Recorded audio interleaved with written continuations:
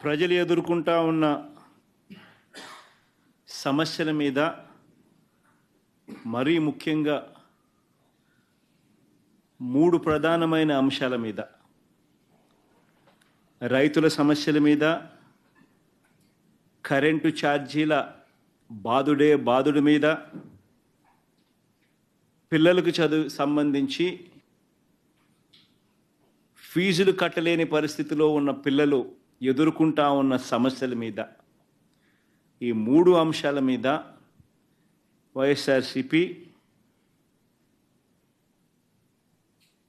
December మాసంలో ఈ 3 అంశాల మీద గట్టిగా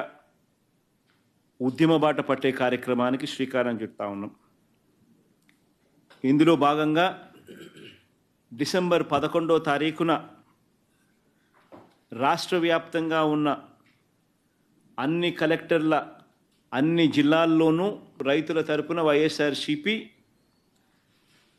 రైతులకు సంబంధించిన ప్రధానమైన అంశాలు, ధాన్యం సేకరణలో రైతన్నలకు జరుగుతూ ఉన్న అన్యాయాన్ని ప్రశ్నిస్తూ, ధాన్యం సేకరణలో కనీస పెట్టుబడి ధర ఖచ్చితంగా ప్రభుత్వం వైపు నుంచి వచ్చేట్టుగా ఒత్తిడి తీసుకొచ్చే దాంట్లో భాగంగా కనీస మద్దతు ధర రైతులకు ఖచ్చితంగా వచ్చేట్టుగా చేస్తూ,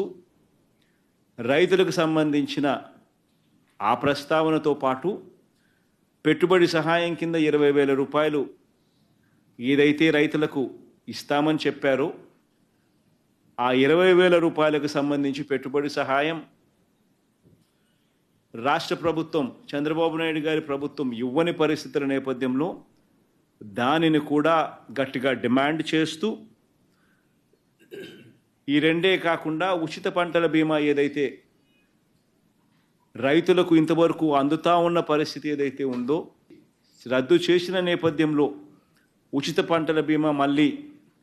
ఖచ్చితంగా రైతులకు మళ్ళీ వర్తింప చేయాలి అనే డిమాండ్తో, ప్రధానంగా ఈ 3 డిమాండ్లతో డిసెంబర్ 11వ తారీఖున ప్రతి జిల్లాలోనూ వైఎస్ఆర్సీపీ అక్కడి జిల్లా కలెక్టర్లను కార్యాలయాలకు సంబంధించి కలెక్టర్లకు రిప్రజెంటేషన్ ఇచ్చే కార్యక్రమానికి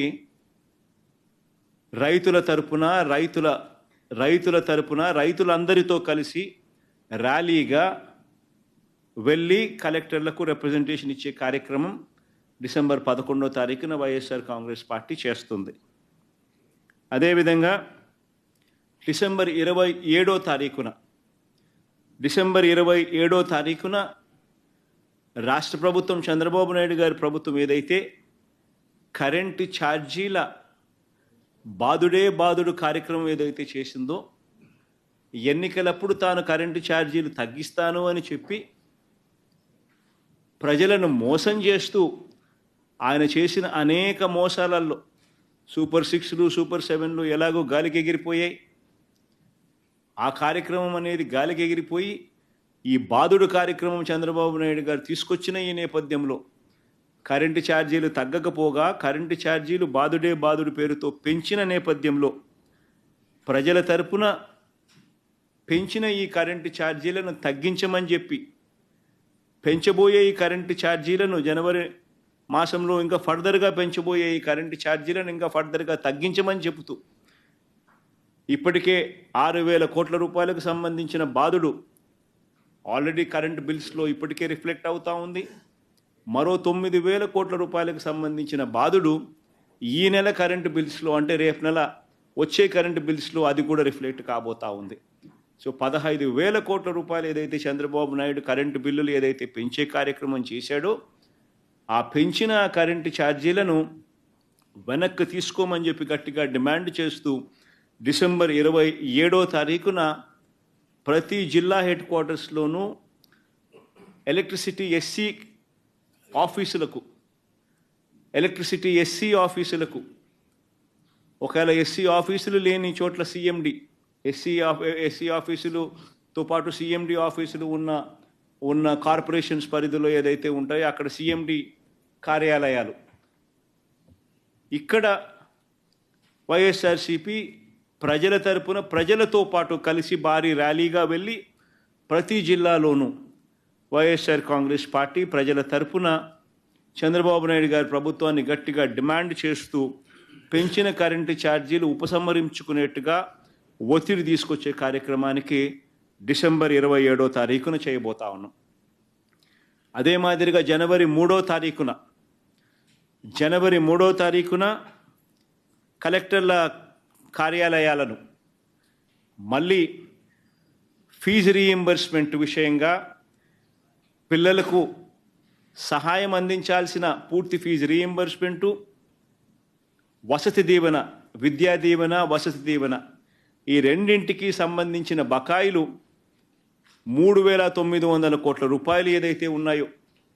చంద్రబాబు నాయుడు గారి ప్రభుత్వం ఏర్పడిన తర్వాత పూర్తిగా పిల్లలకు ఫీజులు కట్టకుండా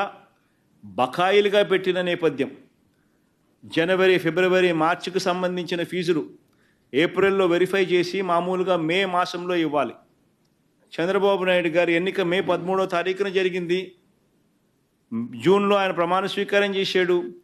జూన్లో వచ్చిన వెంటనే ఆ ఫీజు రీయింబర్స్మెంట్ ఇవ్వాల్సింది. మొత్తం 4 క్వార్టర్స్కు సంబంధించిన ఫీజులు